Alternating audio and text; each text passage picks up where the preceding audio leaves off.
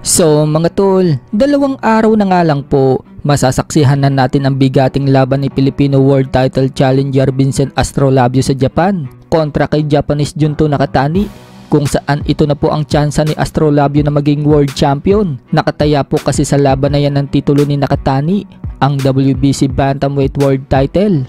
Aminado po si Astrolabio mga tol na heavy underdog siya sa laban na yan, pero pinapangako ni Astrolabio na gagawin umano niya ang lahat para maiuwi ang titulo. Banggit nga po ni Astrolabio sa interview sa kanya na hindi daw siya pwedeng matalo sa laban na yan. Huling chance na daw kasi niya na makalaban sa world title, kaya yan nasabi ni Astrolabio mga tol dahil nabigo siya sa unang attempt niya sa world title. Nang talunin siya ni Jason Moloney nang hawak pa nito ang WBO Bantamweight World Title. Kaya sa pagkakataon na yan mga tol, ibubuhos daw talaga ngayon ni Astrolabio lahat ng pinaghirapan niya sa training. Sa kabilang banda naman mga tol, alam na nga po ng karamihan na magbabalik na si Manny Pacquiao sa professional boxing para harapin ang kampiyon ng WBC Welterweight World Champion na si Mario Barrios. At balak mangyari yan sa buwan ng October or November, pagkatapos ng exhibition match ni Manny Pacquiao ngayong July 28 sa Japan kontra sa kickboxer na si Rukia Anpo. Pero nagbabala po kay Manny Pacquiao itong si Timothy Bradley na 3 beses nang nakalaban ni Pacquiao. Wika ni Bradley mga tol sa interview sa kanya sa Fight Hype, ibang klaseng animal daw itong si Pacquiao. Si Pacquiao din daw ang nagparetiro sa kanya sa boxing.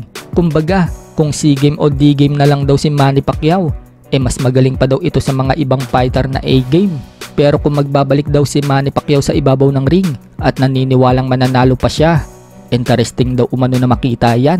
Pero sa nakikita umano ni Bradley sa huling laban ni Manny Pacquiao kontra kay Yordenis Ugas, kung saan pinahirapan si Manny Pacquiao, sa tingin umano ni Bradley, tama na daw yung huling lumaban si Manny Pacquiao kay Ugas. Once daw kasi na bumalik si Manny Pacquiao para labanan si Mario Barrios, mas malala pa daw ang sasapitin ni Manny Pacquiao. Baka knockout pa daw ang sapitin ni Pacquiao. Bata pa daw kasi itong si Barrios at malakas na fighter.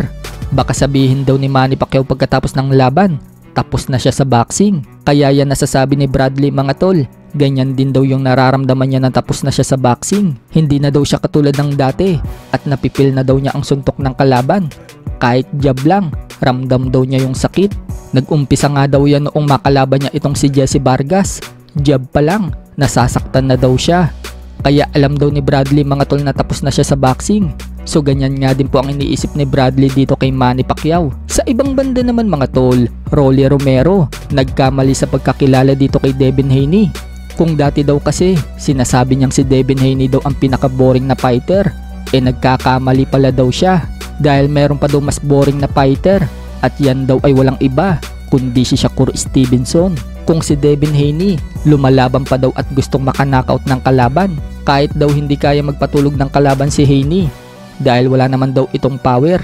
Pero pagdating daw kay Shakur Stevenson, yung mga tao daw yung nakakatulog dahil sa sobrang boring lumaban. Dagdag pa ni Romero mga tol, takot daw matalo itong si Shakur Stevenson. Susuntok lang daw ito ng susuntok at walang balak saktan ng kalaban dahil hindi daw mapanakit ang puso ni Shakur. Very intimate nga daw itong si Shakur Stevenson. Kumbaga mga tol, parang matalik na kaibigan ka lang ni Shakur Stevenson na hindi ka sasaktan basta manalo lang sa laban.